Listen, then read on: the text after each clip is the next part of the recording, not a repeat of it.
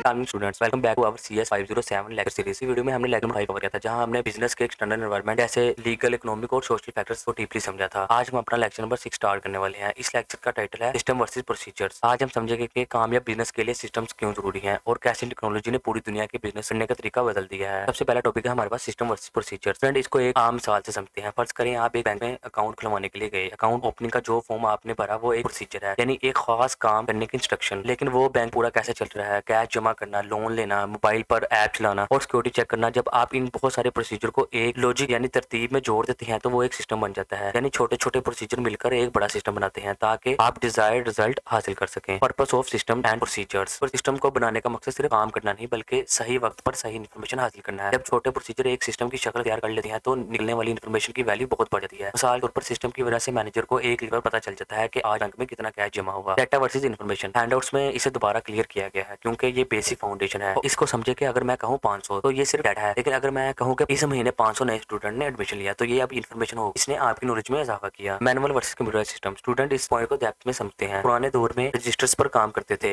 उस मैनुअल माहौल में ट्रांसफॉर्मेशन यानी एक डाटा से नए चीजें निकालना तकरीबन नामुमकिन था। जो चीज रजिस्टर पर इनपुट लिखी गई वही उसका आउटपुट थी। अगर रजिस्टर फट गया तो सारी हिस्ट्री खत्म और उसमें कंट्रोल मैकेनिज्म फ्रॉड या गलती रोकना बहुत मुश्किल था। लेकिन जब से कंप्यूटर आए हैं अचानक कंट्रोल मजबूत हो गया है। अगर आप सिस्टम में डेट की जगह नाम अल्फाबेट्स लिखने की कोशिश करते हैं तो सिस्टम एरर दे देता है। ये कंट्रोल मैकेनिज्म जो मैनुअल में नहीं था। What is computer based information system, CBIS क्या है? लोग अक्सर IT और IS को मिक्स करते हैं। याद रखें, इंफॉर्मेशन टेक्नोलॉजी IT सिर्फ मशीन्स, हार्डवेयर और नेट यानी टेलीकॉम का नाम है, जबकि इंफॉर्मेशन सिस्टम IS उससे बड़ी चीज है। इसमें इंसान, रूल्स, डाटा और IT सब शामिल होते हैं। IT दरअसल IS का एक छोटा सबसेट यानी हिस्सा है। आजकल दुनिया में मैनुअल सिस्टम खत्म हो चुका है, इसलिए जब हम IS इंफॉर्मेशन सिस्टम बोलते हैं तो उसका मतलब CBIS ही होता है, यानी computer based information system. Information system ही क्यों? आज की मॉडर्न दुनिया अचानक इंफॉर्मेशन सिस्टम के पीछे पागल क्यों होगी? हैंडआउट्स में 4 बड़े ग्लोबल फैक्ट्स बताए गए हैं जिन्होंने बिजनेस की दुनिया हिलाकर रख दी है। Number 1, emerging global economy. दुनिया अब एक ग्लोबल विलेज बन चुकी है। एप्पल या नाइकी जैसी कंपनी को देखें, उनका